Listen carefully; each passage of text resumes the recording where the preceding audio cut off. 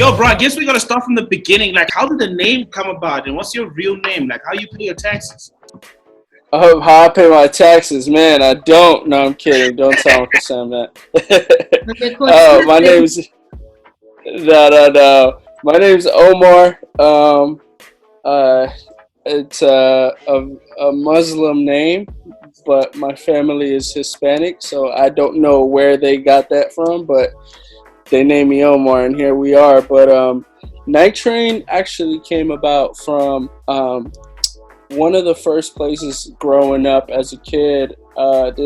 My first apartment growing up, there used to be a train track literally like right behind, and my first DJ name was not the best, and it was I was probably like 12 years old when I came up with it. And it was DJ Scissor Spins, which is insane, right?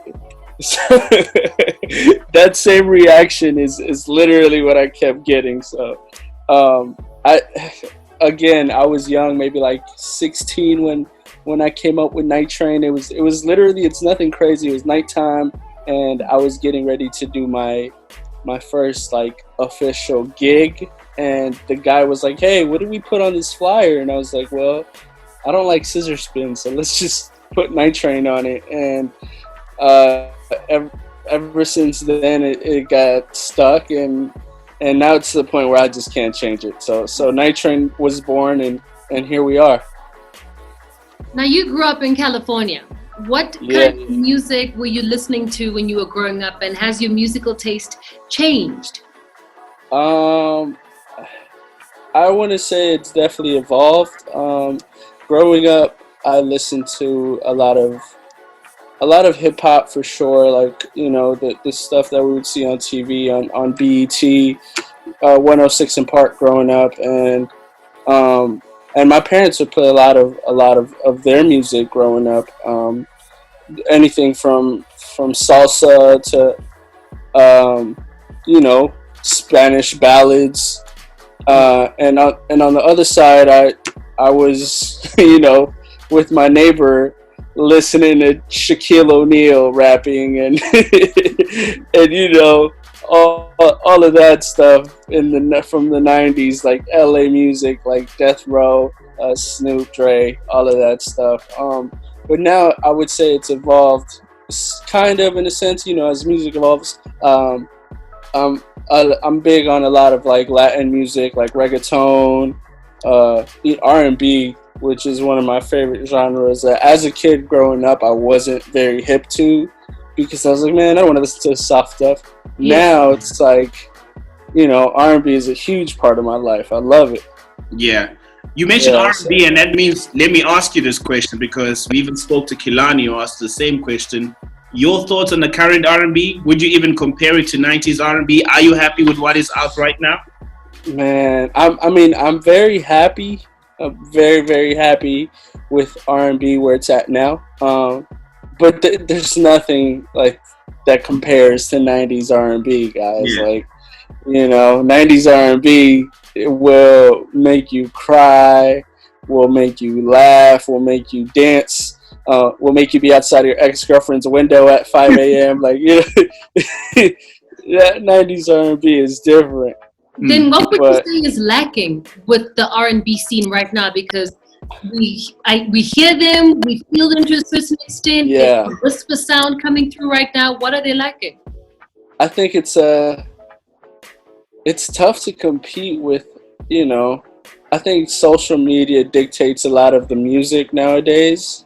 And with social media and you have Instagram, TikTok leading like the charge and like what's cool, quote unquote, and then you have all this pressure of like, if you don't like a certain song, people look at you a certain way. So like it's missing like the cool factor of like, like listening to Snow Allegra, Ari Lennox. It's like you're not, or Kehlani.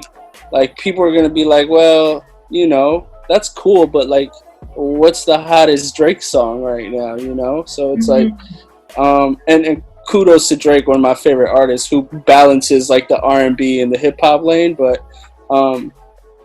socially people want to dance, socially people want to be looked at as like the fun person, and like their music taste has to, align with what the world thinks is cool, and you have to be really confident in yourself and really secure in your music taste in order to like openly publicly love R&B and fight for it, you know what I mean? Yeah, so that's kind of how I see like what R&B is lacking. But listen, you have so much access to music nowadays, different kinds of music, so it's just a whole pool of you can make your own playlist at any time, you can listen to whatever at any time, and you're, as the genre of R&B is competing with a lot, and as opposed to back then, it was like an R&B album comes out, say like Marcus Houston, like Marcus Houston was hot at the time, and he had a whole like rollout, and like he had his own proper press release with his album, and nowadays it's kind of like hey, here's my album, and the Instagram post and a quick like 2-3 interviews, and that's it. Yeah. So R&B is competing, and it's not just R&B. Like R&B artists are now rapping R&B, so it's like it's just very few that are really making R&B music.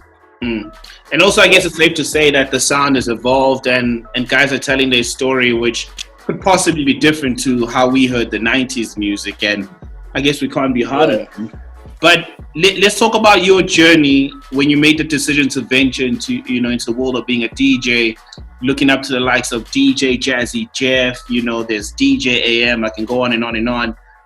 How was that inspiration for you to mold you into the kind of DJ you are right now? How did you able to use what they inspired you to perceive DJing as to what you are now? Yeah. Oh man, I think the art of DJing, kind of when I like initially started getting into it and taking it seriously in like 07, 08, the art of DJing was kind of lost in a sense, because you had iPods that at that time, and like people were like taking control of and selecting their own music. Like they weren't looking towards the DJ as to like what's hot, but what inspired me the most, and one thing that like keeps me going to this day, it's like the first day I ever did like my first official club gig was the same night AM passed away, unfortunately. And it's one thing I always look at is like, I looked up to AM so much, so for him to pass on like the afternoon where I'm like getting ready for my first club gig ever, I take that as kind of like a how do I say it, like that I take that as inspiration to like, well, AM's not here, keep pushing what he was pushing, and make like continue to like honor his legacy by like taking my craft seriously and putting the art of DJing at the forefront. And that inspires me all the time, because it's something I don't take lightly.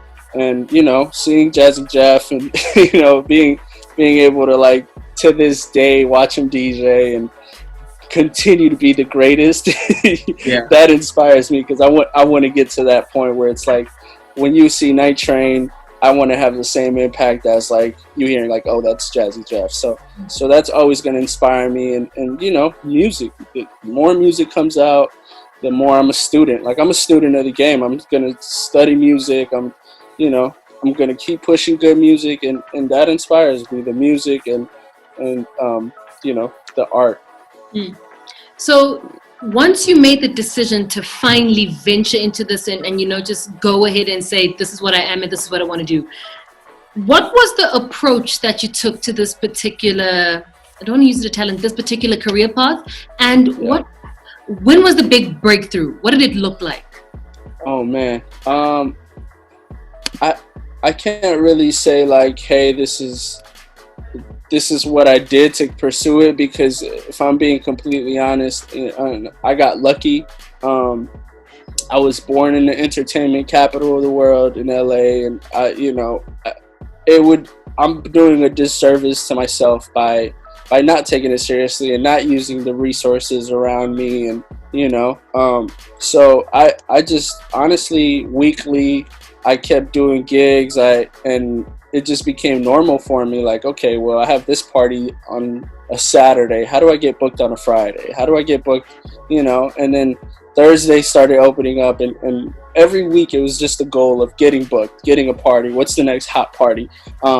So I just remember looking up at that big break that happened. I want to say was 2012, where I got called to do a party for Jamie Foxx at his house, and this was like super last minute, like it's 7:00, and I'm getting a call from my friend Mike. He's like, hey, are you available right now? We need a DJ. And I was like, yeah, sure. And I'm showing up to Jamie. I didn't even know who the party was for. I was just kind of like, yeah, it's a party. I want to get my name out there. I want to keep working.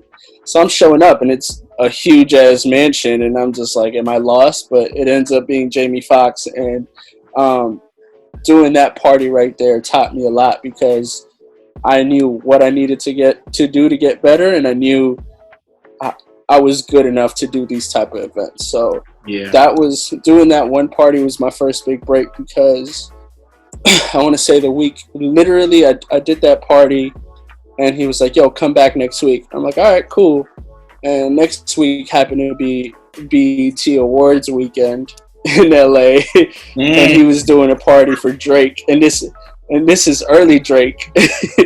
So I'm going from sitting in my couch on a Saturday afternoon not doing anything to like an hour later I'm at Jamie Foxx's house, and things, if you're not ready, and you get these type of calls, you're gonna miss your opportunity. So thankfully I was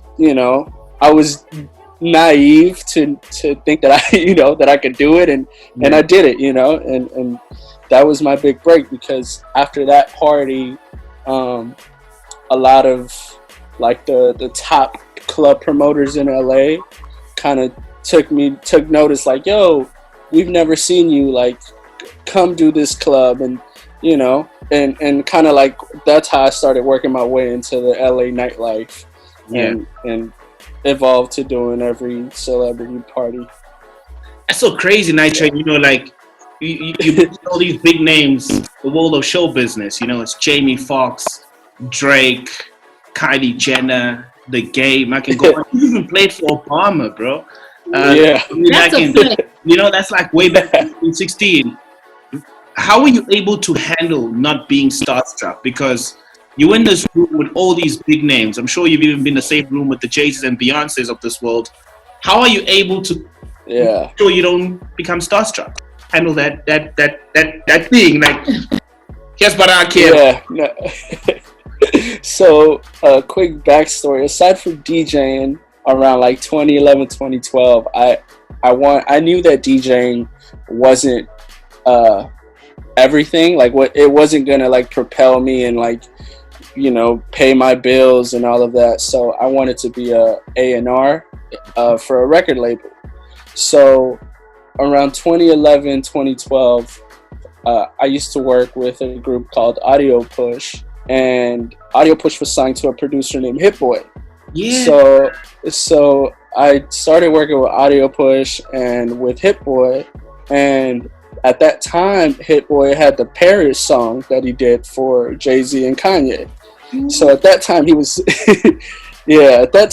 the hottest producer possible, right? And this is how crazy God works, because Audio Push moved maybe 6 minutes away from my house in a huge mansion. I don't live in a mansion. Like, I live on this side of the bridge, and then on that side of the bridge is where all the mansions are. So So Hit Boy and Audio Push moved into a huge mansion, and then I would just be around, right? And like I said, Hit Boy was the hottest producer, and just me being around him, um, I was in studio sessions with every artist possible you can think of because they all wanted a Hit Boy beat. So I'm in a session with Beyonce and like MIA, Kanye, Jay-Z, and I'm like, yo, these are regular ass people, you know. So my starstruckness, like, I internalized it because I didn't want to make Hit Boy look bad in these sessions, but those sessions are kind of what trained me not to be starstruck and just kind of treat these people with the same respect that everybody deserves. So that taught me to, I took that and I went over to my own gigs, and I think where I strive in those celebrity events is where, where they know I'm not coming in like as a fan. I'm gonna do my job, and I'm gonna take it seriously. And if it's a private event, like earlier tonight, I did something for Party Next Door at his house. So they're gonna know that like I'm gonna come do my job, and I'm gonna do it right. Yeah, no, that's literally why I'm up. Like that ended at 3 a.m. That's when you hit me, I was DJing. When Sabi hit me, I was literally DJing. Yeah. So I was like, yeah, whatever you need. But no, I took that and yeah, they're just regular people like everybody else. Appreciate you, man. Personally, I'd like to think you've done it all at this stage of the game. Oh, I wish. But not that it's your ceiling, because it isn't, but you've garnered like a great following, and I'd like to think that you are successful. But when it comes to the South African side of things and DJs in South Africa, they don't just DJ. They also find themselves being artists that have to release music. But how have you managed to be successful in the DJing space without feeling the need to drop albums? Oh man, no, listen, internally I feel like I have to drop an album. And that's just because Khaled has been so successful doing it, and he set a standard on what it is to be a DJ nowadays. But like I said, like DJing is an art, and to still be able to see Jazzy Jeff doing parties of 30 people to transforming into the online space on Twitch and doing live sets from his house. It's like it's just like so many different avenues of DJing that you can conquer, and putting out an album has always been the back of my mind, and it's honestly something I've worked on for the past 3 years. I've just never had the confidence, or it's just never been the right situation to release music. Like there's been records that I've done and the artist is like, yo, I want to use this verse and put it on my album, and I'm like, cool, because they're doing me a favor. So it's like, it's their art, and if you want to use it, please feel free. So I think I just need to lock in, and also I'm crossing over into the Latin space and trying to put out a Latin album. I'm bilingual. I speak Spanish fluently, and I've listened to reggaeton, like I said, my whole life. So, to be able to see J Balvin shine and the Nicki Jams come back, like all these different Latin artists shine, and it's like, well, why don't I, if Khaled is the bridge in hip hop, why don't I just do it globally? It's like I can put like a Nasty C or a Shane Eagle with a J Balvin and a J Cole or a Boss, on one track. So it's like, it's just an avenue that no one's really touching, and I look forward to trying to conquer that. Seeing that you spoke about Shane Eagle, drop like dish. Tell us something about Shane that we don't know. Because he's in South Africa and he's very secretive. Like, we don't know nothing, but you clearly got the scoop, so... Is he signed to Dream? Is he signed to Dream? Listen. Shane is our friend. We love Shane. Shane is our dog. Like, we love Shane. He's our brother. Because he's literally... No, he's literally, listen, Shane has shown me so much love when I was in South Africa, and it continues to do so. Like we talk from time to time, and he knows, he all our resources are his. If he needs us, we're a call or text away. So yeah, like Shane is family, and if we can help him in any way, we're gonna try and do it. Mm-hmm. Yeah, but he's not signed to us. Yeah, a lot of people think he is because of the records, but no, he's family. Yeah. Look, you've been to South Africa before. You've immersed yourself in the culture. You've experienced it in various ways. What are your thoughts with the music that we're releasing right now, especially with hip hop? I mean, I think African music is on the cusp of something incredible. It's like I think it. I mean, everything African culture is the leader, and it's a standard. You know what I mean, for what the world follows. Even here in the States. Because there's a lot of culture that I saw in my time out there in 2018 that's just crossing over now, so it's like you guys are always ahead of the curve, and that's something that the world needs to pay attention to, and it's literally on a cusp. It's only a matter of time, and that's why like Boss is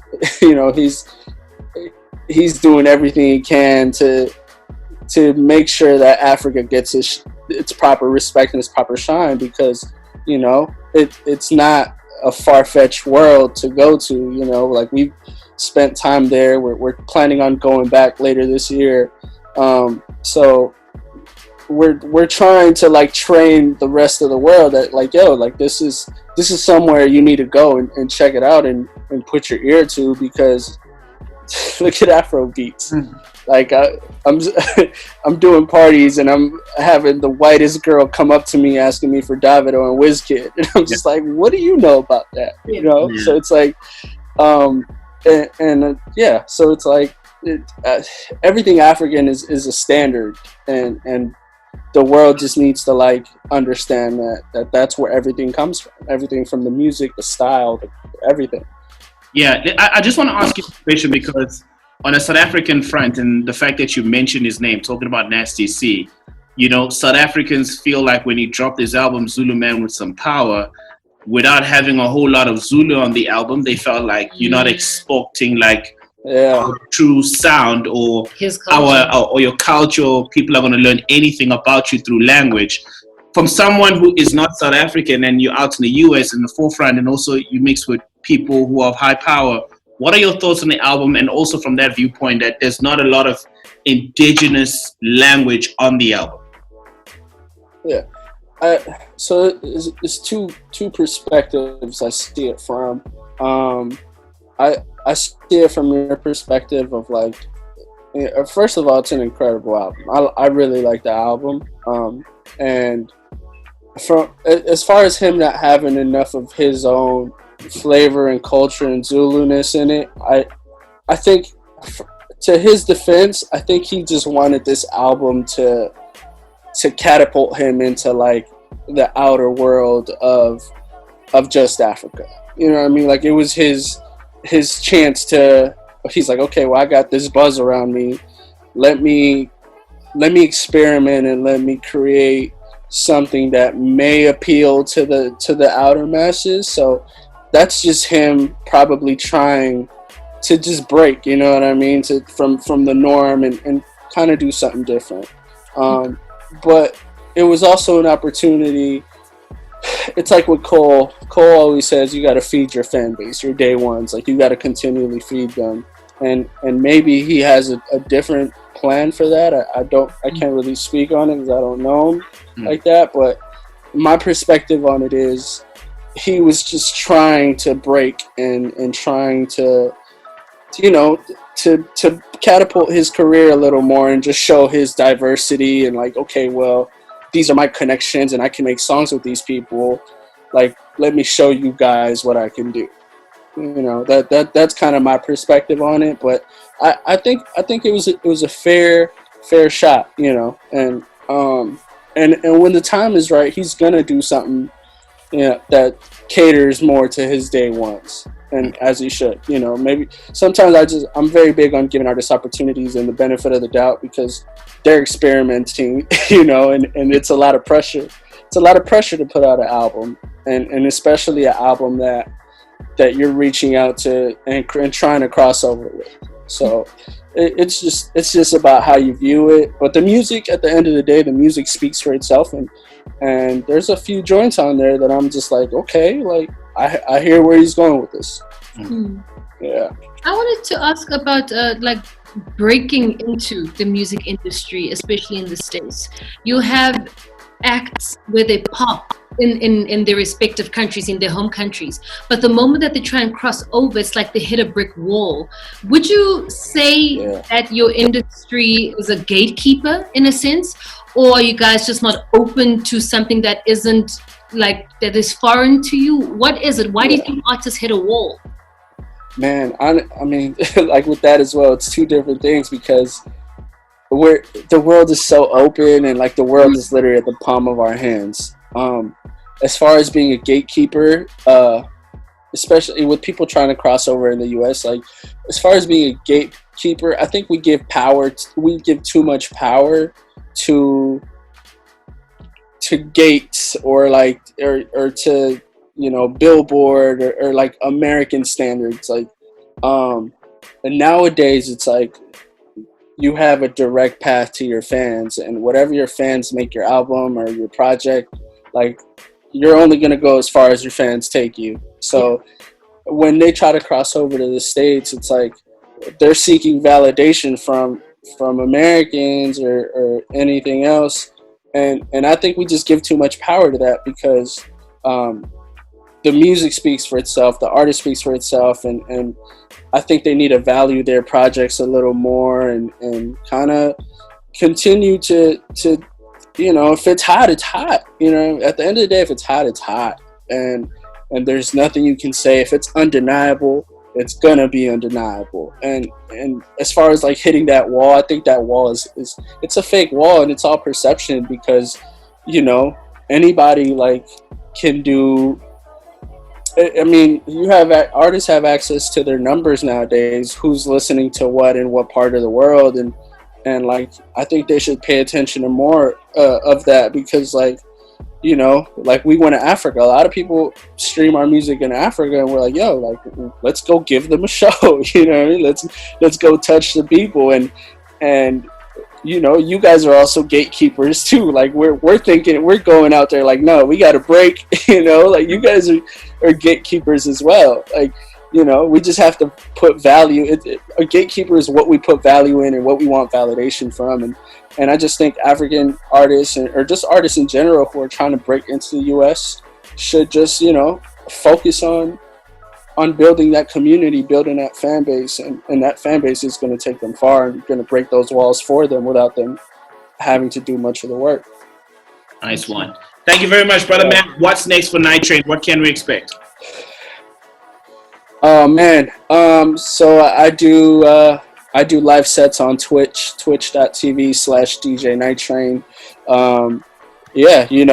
I'm during quarantine, I've been providing the world with, live sets from the comforts of their home. They could just turn on the TV and, Friday night party, Tuesday night R&B session to just kind of wind down. Like, I'm DJing live, and it's been fun. Like we're not able to do gigs. Thankfully, I've been able to like knock out a few private ones here and there, but not everybody else is lucky. So, and if the people need as much good energy during these times as they can. So I'm trying to make myself accessible, to provide a good time to everybody, to everybody who needs it. And, music speaks at the end of the day. So yeah, just, I'm DJing live on Twitch, new Boss music soon. That's coming soon. And yeah, working with Dreamville, trying to get it going, we all got some stuff in the works. I'm sorry, I didn't hear a that. receptionist, someone that will type out lyrics Anything you need, a scribe. Yo, listen. When we got some projects in the works, and we're definitely gonna need the help of our African family. So we're definitely gonna reach out. We got you, bro. No, of course, you guys are family, and you know, thank you for everything. And Sabi, you already know what it is. Great to finally meet you as well. You know, so I appreciate it. Thank you guys. Nice one.